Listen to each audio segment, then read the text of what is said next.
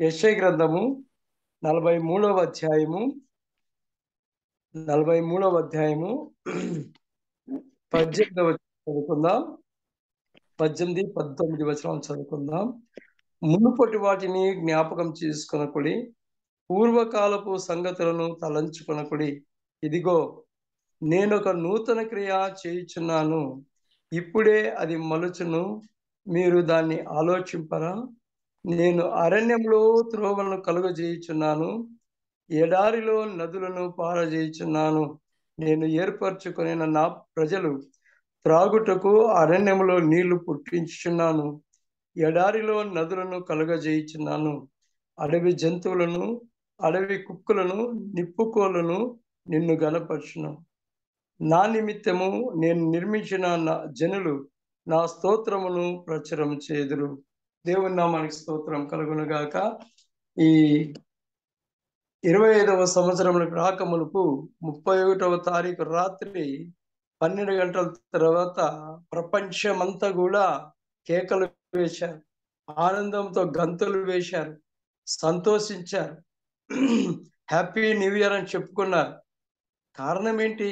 సంవత్సరాలు జరుగుతున్నాయి కానీ, సంవత్సరానికి స్వాగతం పలుకుతున్నాం కానీ, మరి సంవత్సరాల్లో మనం ఎలాగూ జీవించిన్నాం అనేదాన్ని మాత్రం మనము ఆలోచన చేయటం లేదు. సంవత్సరాలు వస్తున్నాయి, వెళ్తున్నాయి. ఇప్పటి వరకు మన జూమ్ కుటుంబంలో పాల్గొన్న మరి పెద్దలను చూస్తుంటే ఎన్నో సంవత్సరాలు, ఒకరు 60 సంవత్సరాలు, ఒక 70 సంవత్సరాలు, ఒక 50 సంవత్సరాలు, ఒక 55 సంవత్సరాలు, ఒకరు 35 సంవత్సరాలు, ఒకరు 26 సంవత్సరాలు, ఇట్లా సంవత్సరాలు చూస్తూనే ఉన్నాం. కానీ ఈ ఉదయకాలం యెషయా ప్రవక్తతో మాట్లాడుతుంటున్నాడు, ఇదిగో, నేనొక నూతన క్రియ చేయుచున్నాను.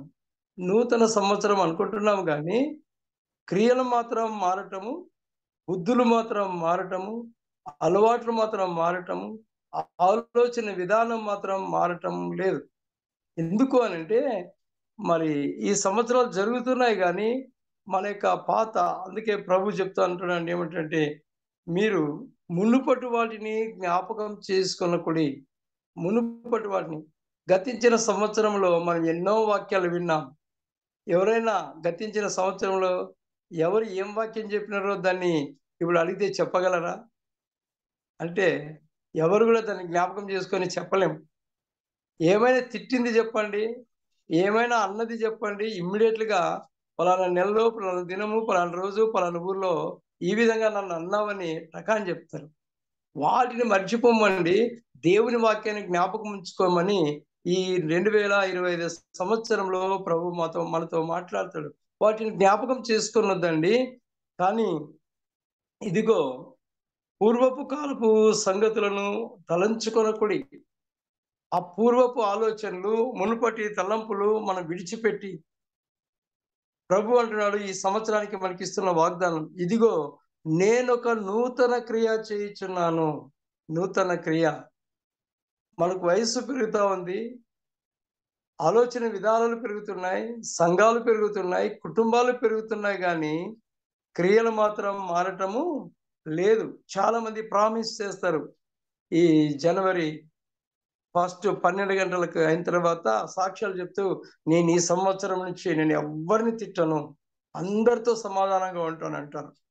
మన పెద్దలు గతంలో ఏకే జాన్ పాస్టర్ గారు, అలాగే రెవరెండ్ థామస్ అయ్య గారు, పెద్దలు వాళ్ళిద్దరికి జీసీలో వాళ్ళు ఒక మెంబర్లు అంట. అయితే వారిద్దరికీ పడదంట జీసీలో. ఈ డాక్టర్ సాబ్ గారు వారిద్దరిని గురించి ఒకరోజు రాజీ చేద్దామని ఇద్దరిని పిలిచినాడంట.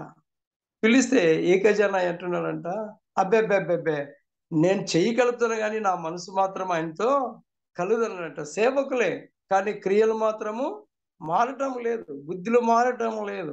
వాక్యం చెప్తున్నారు, ప్రార్థనలు చేస్తున్నారు, పాటలు పాడుతున్నారు, అన్ని చేస్తున్నారు, కానీ క్రియలు మాత్రము. అయితే ప్రభు అంటాడు ఈ ప్రాతకాలం, ఇదిగో, మునుపటి వాటిని విడిచిపెట్టినట్లయితే నీలో, నీ కుటుంబంలో, నీ చేయుచున్న పనులలో నూతన క్రియలు చేయుచున్నాను. నూతన క్రియలు, నూతనమైన ఆలోచనలు, నూతనమైన తలంపులు, నూతనమైన అలవాట్లతో నేను నిన్ను ఆశీర్వదించబోతున్నానని. కనుక ఇప్పుడే, ఎప్పుడో కూడా కాదు అది. ఎప్పుడైతే నువ్వు పాత వాటిని మర్చిపోతావో, చాలా మంది అంటారు మరి అపోస్తలుడైన పౌలు చెప్పినట్లు, రెండవ కొరింథీయులకు రాసిన పత్రికలో చెప్పినట్లు, ఇదిగో ఎవడైనను క్రీస్తునందున్న యెడల వాడు నూతన సృష్టి, పాతవి గతించెను, ఇదిగో క్రొత్తవాయనని. మరి క్రొత్తవి కావాలా? నీ కొత్త క్రియలు జరగాలంటే నీ నీ యొక్క జీవితంలో ఏముండదంటే పాతది ఉండకూడదు. పాత ఆలోచనలు, మునుపటి ఆలోచనలు, దురాలోచనలు, దుష్ట తలంపులు ఉండకోకున్నట్లు ఉంటే దేవుడు మనలను మన తన క్రియలను మన పట్ల జరిగించి ఆశీర్వదిస్తాడంట. ఈ 2025వ సంవత్సరం మనకు ఆశీర్వాదపు సంవత్సరంగా ఉండాలి. చాలా మంది అనుకుంటున్నాం మనం అంత్య దినాలకు వెళ్తున్నాం, భయంకరమైన దినాలు వస్తున్నాయి, ఎదురు వస్తున్నాయి, సమస్యలు వస్తున్నాయి, బాధలు వస్తున్నాయని. కానీ దేవుని పిల్లలైన మనకు దేవుడు అంటున్నాడు, ఇది ఆశీర్వాదపు సంవత్సరము. నీవు చేయు పనులన్నిట్లో నీ దేవుడైన యెహోవా నీకు తోడై ఉన్నాడు. కాబట్టి ఇది నూతన క్రియ చేస్తున్నాడు. మనం బైబిల్ గ్రంథంలో చూస్తున్నాం. హాగరు యజమాని ఇంటి నుంచి బయటికి వెళ్ళిన తర్వాత అరణ్యంలో వెళ్తా ఉంది. తాను తీసుకుని వెళ్ళినటువంటి ఆ తిత్తిలో నీళ్లు అయిపోయిన తర్వాత మళ్ళా నీళ్లను జ్ఞాపకం చేసుకోలేదు. ఆ హాగరు అక్కడ కూర్చొని ఆ కుమారుని ఏడుపు చూస్తుంది, తను ఏడుస్తుంది. నా పాపానికి వచ్చిన శిక్ష అని ఎదురుగా కూర్చొని ఏడుస్తూ ఉన్నప్పుడు బాధపడుతున్నప్పుడు అరణ్యంలో ఉంది, ఎవరు లేరు, ఒంటరిగా ఉంది. ఆ ఒంటరిగా ఉన్న సమయంలో దేవుని దూత అక్కడికి వచ్చి, హాగరు ఎక్కడి నుంచి వస్తేవి, ఎక్కడికి వెళ్తున్నావు అన్నప్పుడు, నా యజమాని ఇంటి నుంచి వచ్చాను, నేను ఎక్కడికి వెళ్తున్నానో నాకే తెలియదు అన్నప్పుడు, ఆ దాహానికి తట్టుకోలేక అక్కడే పారుతున్నటువంటి అరణ్యంలో ఆమె కన్నులు ముట్టగానే వెంటనే ఎప్పటి నుంచో పారుతున్న జీవజల నదిని చూసింది. దేవునికి స్తోత్రం. అరణ్యంలో ఎవరు లేని స్థితిలో, ఎటుతోచని పరిస్థితిలో, ఏ ఆధారము లేనప్పుడు ఆ హాగరుకు దేవుడే తోడుగా ఉన్నాడు. ఇదిగో నేను ఒక నూతన క్రియ, హాగరు జీవితంలో నూతన క్రియ చేస్తాడు. ఏడుస్తున్న ఆమె కన్నిటిని దేవదూత తుడిచివేసింది. ఆ హాగరు లేచి తన కుమారుని ఎత్తుకొని కుమారుని యొక్క కన్నీటిని తుడిచి ఆ నీళ్ల దగ్గరకు వెళ్ళి సమృద్ధిగా త్రాగారు. ఇది నూతన క్రియ, ఇది అద్భుతమైన కార్యం, ఇది ఆశ్చర్యమైన కార్యం. ఎవ్వరు లేని స్థితిలో మన జీవితంలో నాకు ఎవ్వరు లేరు అనుకుంటున్నప్పుడు దేవుడే మనకు తోడుగా ఉండి మనలను నడిపిస్తాడు. కాబట్టి ఇప్పుడే అది మలుచును, మీరు దానిని ఆలోచించరా? ఇప్పుడే మీ జీవితాల్లో గొప్ప కార్యాలు చేయాలని ఇష్టపడుతున్నాడు, నువ్వు ఆలోచన చేస్తున్నావా? ఒక్కసారి జ్ఞాపకం చేసుకుందాం. నీ జీవితంలో, విశ్వాస జీవితంలో ఎదిగిపోవాలంటే మనలో ఉండే మునుపటి ఆలోచనలు, మనలో ఉండే పాత స్వభావాన్ని విడిచిపెట్టి నూతన స్వభావాన్ని ధరించుకొని ముందుకు సాగిపోతే అది ఎంత ఆశీర్వాదకరం. మనం మరి యోహాను సువార్తలో ఒక పెద్ద మనిషిని చూస్తాం. ఆయన అంటున్నాడు, వాక్యం చెప్తా ఉంటే, నికోదేము అంటున్నాడు, నేను మరలా నా తల్లి గర్భంలోనికి వెళ్ళి నూతనంగా జన్మించాలంటే, అప్పుడు ప్రభు చెప్తున్నాడు, నీవు తల్లి గర్భంలోనికి మరలా వెళ్ళవలసిన అవసరం లేదు, కానీ ఒకడు నీటి మూలముగాను ఆత్మ మూలముగాను జన్మిస్తే అది క్రొత్త జన్మ. మన సంఘాల్లో బాప్టిజాలు తీసుకున్నాం, మారు మనసు పొందాం, విశ్వాసంలో సాగిపోతున్నాం, ఆయన శరీరంలో రక్తంలో కూడా మనం పాలు పంపులు పొందుతున్నాం. కానీ పొందుతున్నప్పుడు మన పాత స్వభావాన్ని, పాత అలవాట్లను, పాత యొక్క ఆలోచనలు విడిచిపెట్టి తీసుకుంటున్నామా అంటే మనము ఆ పని మాత్రం చేయటం లేదు. బల్లారాధన తీసుకుంటున్నాం, యేసు ప్రభుని మరలా సిల్వకు వేసిన విశ్వాస ఘాతకులుగా ఉంటున్నాం. ఎందుకు అనంటే మనం మన తోటి సహోదరులతో కానీ ప్రేమతో కలిసి ఉండటం లేదు. మనలో ఈర్ష్య, అసూయ, మత్సరం, ఈ పాత స్వభావం ఇవి శరీర స్వభావం లోపల పెట్టుకొని పరిశుద్ధమైన దేవుని యొక్క శరీరంలో రక్తంలో పాలు పంపులు పొందితే రెండంతల శిక్ష అంట. కాబట్టి ఆ శిక్షను తప్పించుకోవాలంటే ప్రభు ఈ సంవత్సరం మనతో, ఇదిగో నేను ఒక నూతన క్రియ చేయబోతున్నాను, మనసు మార్చుకో, బుద్ధి మార్చుకో, ఆలోచన మార్చుకో, పవిత్రంగా జీవించు, ఎవరు ఎట్లా పోయినా నేను నా ఇంటి వారు యెహోవాను సేవించడం. కాబట్టి ఈ ప్రాతకాల సమయంలో ఇప్పుడే అది మలుచును, మీరు దానిని ఆలోచించరా? నేను అరణ్యంలో త్రోవను కలగజేయుచున్నాను. అరణ్యంలో మన పెద్దలు ఇశ్రాయేల్ జనాంగం మోసే నాయకత్వంలో వారు నడుస్తూ ఉన్నప్పుడు, వారు వెళుతూ ఉన్నప్పుడు భయంకరమైన అరణ్యం. అక్కడ వాళ్ళు ఆయన నడిపిస్తున్నప్పుడు వారి దగ్గర నీళ్లు లేవు, ఆహారాలు లేవు, ఏమీ లేవు. భయంకరమైన అడవిలో నడిచి వెళ్తా ఉన్నారు. నడిచి వెళ్తున్నప్పుడు వారికి త్రోవ లేదు. మరి ఒక్కసారి ఎర్ర సముద్రం ఎదురొచ్చేది, వెనక శత్రు సైనికులు తరుముకొని వస్తున్నారు. కానీ వీరందరి ఆలోచనలేమి? పాత ఆలోచనలే, పాత బుద్ధులే, పాతాలు. ఐగుప్తు దేశంలోనే బాగుంటుంది మోసే, మాకు అక్కడ కాకరకాయలు, కీరకాయలు, దోసకాయలు అన్ని దొరుకుతుండే, మమ్మల్ని ఇక్కడ అరణ్యంలో తీసుకొని సంపడానికి తెచ్చినావా అని ఆ దైవజనుని మీద సనుగుతూ ఉన్నప్పుడు, ఆ దైవజనుడు దేవుని సన్నిధికి వెళ్ళి మొరపెట్టినప్పుడు దేవుడు ఒక మాట చెప్పాడు, మోసే భయపడకము, నేను నీకు తోడై ఉన్నాను, నీ చేతిలో ఉన్న కర్రను ఆ సముద్రం వైపు చూపించు. ఎంత ఆశ్చర్యమో! ఎర్ర సముద్రం వైపు కర్ర చూపిస్తే సముద్రములో త్రోవ కలుగుతుందా అని మనకులో ఒక్కోసారి రావచ్చు ఆలోచన. కష్టాలు వచ్చినప్పుడు, బాధలు వచ్చి భయంకరమైన శోధిస్తూ ఉన్నప్పుడు దేవుడు సహాయం చేస్తాడని ఎవరైనా ఒక మాట చెప్తే, ఏం సహాయం చేస్తాడండి? ఇంతవరకాయా, వారిని నడిపిని, వీరిని నడిపిని, అన్ని చేస్తని ఎక్కడి నుంచి సహాయం దొరకలేదు అనుకుంటున్నప్పుడు దేవుడే మన దగ్గరకు వచ్చి ఆశ్చర్యకరంగా సహాయం చేస్తాడు. కాబట్టి ఆ అరణ్యంలో మోసే మీద శనిగినప్పుడు ఆ కర్రను చాపగానే ఆ సముద్రము 2 పాయలుగా మారి నీళ్లు గోడల వల్లే అటువైపు ఇటువైపు నిలబడిపోయాయి. ఆ నీళ్లు ఉన్న సముద్రం అంతా కూడా ఆరిన నీళ్ళగా మారిందంట. దేవునికి స్తోత్రం. ఇదిగో నేను ఒక నూతన క్రియ, ఇది మనుషులకు అసాధ్యం, ఇది మనుషులకు కాని పని, కానీ దేవునికి మాత్రం సమస్తమును సాధ్యమే. కాబట్టి ఆ సముద్రము ఆరిన నేలను ఆ 4 లక్షల మంది నడిచి వెళుతా ఉన్నారు దేవుని స్తుతిస్తూ. నీ జీవితంలో, మన జీవితంలో, మనందరి జీవితంలో ఎర్ర సముద్రాలు ఎదురొచ్చినా మనం భయపడిన అవసరము లేదు. ఆఖరి దినాల్లోకి వెళ్తున్నాం. సేవకు ఆటంకం కలిగిస్తున్న దినాల్లో ఉన్నాం. అయితే దేవుడు మనకు తోడుగా ఉన్నాడు, దేవుడు మనతో ఉన్నాడు, దేవుడు మనకు సహాయం చేస్తున్నాడనే నమ్మకం కలిగి గొప్ప కార్యాలను చూస్తూ ముందుకే వెళ్ళాలి, కానీ వెనక మాత్రం తిరిగి చూడకూడదు. లోతు భార్య లోతుతో చెప్పాడు, లోతు ఈ రాత్రికి ఈ యొక్క సొదొమ పట్టణాన్ని నేను నాశనం చేయబోతున్నాను, నీవు నీ కుటుంబం మరి ఈ ఊరు విడిచిపెట్టి బయటికి వెళ్ళండి అన్నప్పుడు ఆ లోతు తన కుటుంబంతో చెప్పాడు, ఎవ్వరు కూడా వెనక తిరిగి చూడొద్దండి, ఎవరు కూడా వెనక తిరిగి చూడొద్దండి అంటే సరే అని చెప్పి అందరూ లోతుతో కలిసి ప్రయాణం సాగించారు.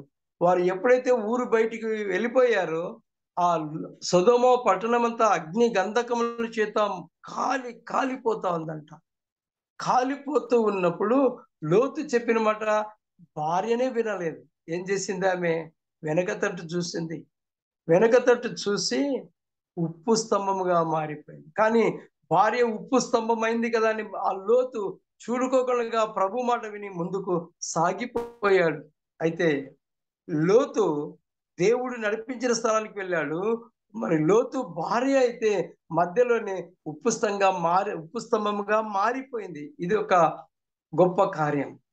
ఎందుకు అనంటే చెప్పిన మాట వింటే దీవించబడతాం, వినకపోతే కష్టాల పాలవుతాం. ఉన్నటి సంఘాల్లో, కుటుంబాల్లో కూడా మనం అన్ని విషయాల్లో ఒకరికొకరికి సహకారంగా ఉంటే ఆ కుటుంబము ఆశీర్వాదకరంగా ఉంటుంది. ఎక్కడికో బయట గలాటలు తెచ్చుకొని మన ఇంట్లో పెట్టుకొని మనం కూడా సమస్యలో సతమతమై ఒకరికొకరికి ఏమైపోతాము? సమాధానమును కోల్పోతాం. కుటుంబాన్ని విచ్ఛిన్నం చేసుకుంటున్నాం. అందుకే ప్రభు అంటాడు, ఎడారిలో నేను అరణ్యంలో త్రోవను కలుగజేయుచున్నాను, ఎడారిలో నదులను పారజేయుచున్నాను.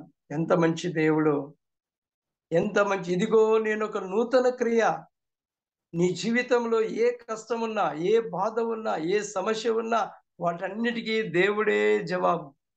వాటన్నిటికీ దేవుడే సహాయం చేసేది, కానీ లోకంలో ఇంకెవ్వరు కూడా చేయరు. ఏం చేయాలంటే మనం చేయాల్సిందల్లా మనం మునుపటి విషయాలు మర్చిపోవాలా. మునుపు అతను ఏమన్నాడు, ఇతను ఏమన్నాడు, ఆమె ఏమంది, అవన్నీ వదిలిపెట్టి మందిరానికి మనము ఎలాగుండాలంటే, నేను ఈ మాట అంటున్నాను, క్షమించండి, సాకులోళ్ళు గాడిద మాదిరిగానే ఉండాలి. ఎందుకంటే ఆ గాడిద ఆ ఇంటికాడ ఇడిస్తే సాకిరే పోతుంది, సాకిరే విడిస్తే ఇంటికి వస్తుంది. మనం ఇల్లు ఇడిస్తే చర్చికి పోవాలా, చర్చిని విడిచిపెట్టి ఇల్లు జరగాల. మధ్యలో ఎంతమంది ఉన్న లొల్లి మాటలు విని మన మైండ్ ఖరాబ్ చేసుకొని విన్న వాక్యాన్ని పోగొట్టుకుంటాము. ఆ తర్వాత లేని కష్టాలు తెచ్చుకుంటాం.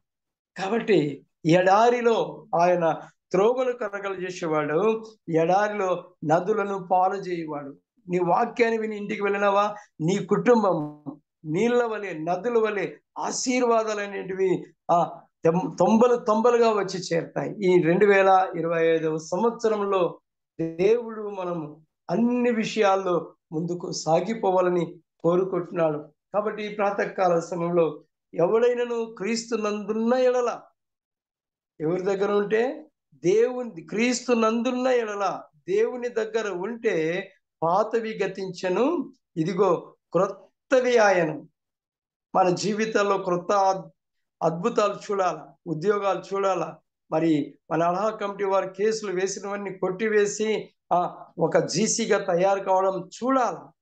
మరి మందిరాలు నిర్మించబడాలా, దుప్పటి గ్రామంలో అద్భుతాలు చూడాలా. మన కుటుంబాల్లో మనం అద్భుత కార్యాలు చూసి ఈ సంవత్సరం నా కుటుంబం ఆశీర్వదించబడినదని సాక్ష్యం చెప్పేవారంగా ఉండాలా. మన పెద్దలు ఇంకా ఆరోగ్యాలతో ఇంకా ఈ యొక్క అల్హా కమిటీలో ఉంటూ ఆశీర్వాదకరమైన మాటలు పలుకుతూ సాగిపోతుంటే ఎంత ఆశ్చర్యమో. మన పెద్ద మనిషిని చూసాం, జేఎన్ డేవిడ్ సార్ గారు మరణపు అంచుల వరకు వెళ్ళాడు. మన ప్రార్థనలన్నీ దేవుడు విని గొప్ప కార్యం చేశాడు. ప్రభువులందు ఉన్నాడు కాబట్టి దేవుడు ఆయనను ఈ 2025వ సంవత్సరంలో కూడా ఉంచాడు. అలాంటి పెద్దల మాటలు ఎన్నో ఆశీర్వాదకరమైన మాటలు అవి. కాబట్టి మనం ఏం చేయాలంటే, ఇంకా నేను ఏర్పరచుకున్న నా ప్రజలు త్రాగుటకు అరణ్యములో నీళ్లను పుట్టించినాను. ఏర్పరచుకున్న పిల్లలు ఎంతో మంది ఉన్నారు, క్రైస్తవ బిడ్డలు మన ఎంబీ సంఘాల్లో. ప్రత్యేకంగా ఏర్పరచబడిన వారు మాత్రము ఈ ప్రాతకాలం అల్హా కమిటీ పెద్దలతో కలిసి జూమ్ లో ఆరాధన చేస్తున్నాం. ఏర్పరచబడిన వారి పనులు ఏంటివంటే అద్భుతకరమైన ఆశీర్వాదకరమైన పనులే. అందరితో సమాధానంగా ఉంటారు, అందరితో ఐకమత్యంతో ఉంటారు, అందరితో కలిసి విశ్వాసాన్ని కొనసాగించుకుంటారు. కాబట్టి ఈ 2025వ సంవత్సరంలో దేవుడు మనల్ని ఏర్పరచుకున్నాడు. సమృద్ధిగా నీళ్ళని ఇస్తాడు. నీళ్లు దేనికి సాదృశ్యం అంటే ప్రాణానికి సాదృశ్యం. నీళ్లు లేకుంటే ఏ పని కూడా జరగదు. నీళ్లు లేకుంటే ఉండగలమన్నా ఎవరైనా కానీ? మరి పౌలన బాటిల్ పక్కలని పెట్టుకొని నింపుతూ ఉంటాడు నీళ్లు. ఎందుకంటే మాట్లాడుతున్నప్పుడు గొంతు ఎండిపోతా, మాట్లాడుతున్నప్పుడు నాలుక ఎండిపోతున్నప్పుడు కొంచెం నీళ్ళు వేసుకుంటే పని ఇంకా బాగా జరుగుతుంది. ఎంత పెద్ద నాయకుడైనా, ఎంత పెద్ద రెడ్డి అయినా, ఎంత పెద్ద కోట్ల సౌకర్యైనా కనీసం నీళ్లు బాటలు దగ్గరలో పెట్టుకొని త్రాగుతూనే ఉంటాడు. ఈ 2025వ సంవత్సరంలో దేవుడు మనల్ని ఏం చేస్తున్నాడంటే, మరి త్రాగుటకు అరణ్యములో నీళ్లను పుట్టిస్తున్నాడు. అరణ్యములో, ఎడారిలో, ఎవరు లేని స్థలములో మన ఇశ్రాయేల్ జనాంగం అరణ్యంలో నడిచిపోతున్నప్పుడు వారికి అవసరం వచ్చింది ఏమి? వాళ్ళ ముందు ఆహారం అడగలేదు, పండ్లు అడగలేదు, మరి భోజనములు అడగలేదు. కానీ మోసే, మాకు త్రాగుటకు నీళ్లు కావాలయ్యా. అంతమందికి ఎక్కడి నుంచి తేవాలా? ఎన్ని ట్యాంకర్లు కావాలా? ఎక్కడి నుంచి తేవాలా? ఒక్క దైవజనుడు. ఆశ్చర్యమే. ఇదిగో నేను ఒక నూతన క్రియ చేయబోతున్నాను. ఆ ఐగుప్తు దేశంలో వచ్చిన ఆ పెద్దలందరూ కూడా ఆయన అడిగినప్పుడు, ఆయన దేవునితో మాట్లాడినప్పుడు దేవుడు అంటాడు, ఎదురుగుండే ఆ కొండతో మాట్లాడు.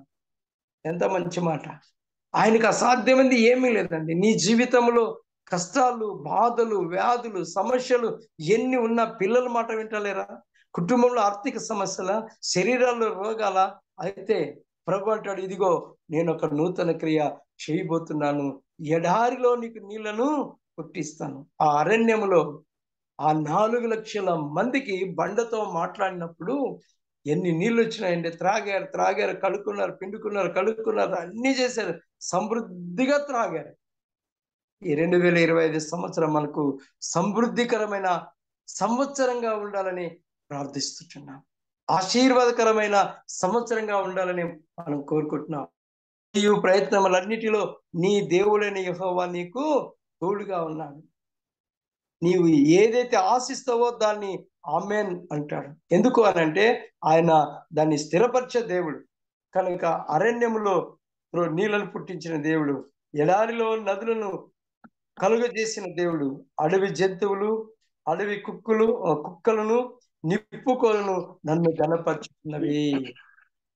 దేవుణ్ణి ఒక అడవిలో ఉండే జంతువులు, నిప్పుకోళ్ళు ఆయనను గణపరుస్తున్నాయట. ఎందుకు? వాటికి ఉద్యోగాలు లేవు, ఇండ్లు లేవు, వాటికి గూళ్ళు లేవు. కేవలం దేవుడు అడవిలో వాటికి ఆహారం ఇచ్చి, నీళ్ళు ఇచ్చి, పెంచి పోషిస్తున్నాడు కాబట్టి దేవుణ్ణి అవన్నీ గణపరుస్తున్నాయి. ఈ ప్రాతకాలం దేవుడు మనల్ని తన చేతులతో చేసుకొని తన యొక్క ఆత్మను మనలో పెట్టాడు. మనం ఆయన గణపరచలేకపోతున్నాం. దేవుడు చేసిన మేలును మర్చిపోయి లోకంలో ఉండే నాయకులను, అధికారులను గణపరుస్తున్నాం.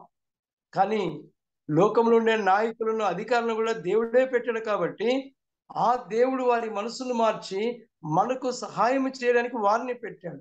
వారిని గణపరచకూడదు కానీ మనం ప్రతి విషయంలో రాజు అయిన దేవా నేను నిన్ను గణపరచను. దేవుని గణపరిస్తే దేవుడు మనల్ని అన్ని విషయాల్లో అద్భుతకరంగా, ఆశీర్వాదకరంగా మనల్ని ఆశీర్వదిస్తాడు. అందుకే దీనులను పెంట కుప్పల నుంచి పైకి లేవనెత్తే దేవుడు, అధికారులను నిరాయులుగా చేసే దేవుడు. ఈ నూతన సంవత్సరంలో నూతనమైన మనసుతో, నూతనమైన తలంపుతో, నూతనమైన ఆలోచనలతో మనం ముందుకు సాగుతూ ఆ దేవుణ్ణి గణపరుస్తూ సమయమందు అసమయమందు. నిజంగా నాకు సంతోషకరమైన వర్తమానం ఏంటంటే, దుప్పటి గ్రామంలో పౌలన్న గారు ఆ టీం అంతా వెళ్ళి ప్రార్థన లేని స్థలములో, ఎవరు లేని స్థలములో దేవుణ్ణి గణపరిచారు. ఆ అన్యుల మధ్యలో దేవుణ్ణి మహిమపరిచారు. కానీ దేవుడు వాళ్ళని అలాగే వదిలిపెడతాడంటే వారిని వదిలిపెట్టాడు కానీ వారికి దేవుడు నూతన క్రియలు చేస్తాడు, అద్భుత కార్యాలు చేస్తాడు, ఇంకా ఆశీర్వాదకరంగా వాళ్ళని వాడుకుంటాడు. అందుకే ఒక మాట ఉంది కదా, నా పేరు తెలియని ప్రజలు ఎందరో విన్నారు, వెళ్తారా, వెళ్ళే వారిని పంపుతారంటే ఈ ప్రాతకాలం మనం ఏం చేయగలం? ఇదిగో నేను ఒక నూతన క్రియ చేయించున్నాను. ప్రాతకాలం మన జీవితంలో, మన కుటుంబ జీవితాల్లో అడహా కమిటీ ద్వారా దేవుడు గొప్ప కార్యాలు చేయడానికి, మహత్కార్యాలు చేయడానికి, గత సంవత్సరంలో చూసిన కార్యాల కంటే ఈ సంవత్సరంలో ఈ కుటుంబాలన్నిటిలో దేవుడు మహత్కార్యాలు చేసి ఘనత, మహిమ, ప్రభావములను పొందుకోవడానికి ఈ ప్రాతకాలం ఈ యొక్క వాక్యాన్ని మన హృదయంలో పరిశుద్ధాత్మ దేవుడు ఆశీర్వదించును గాక.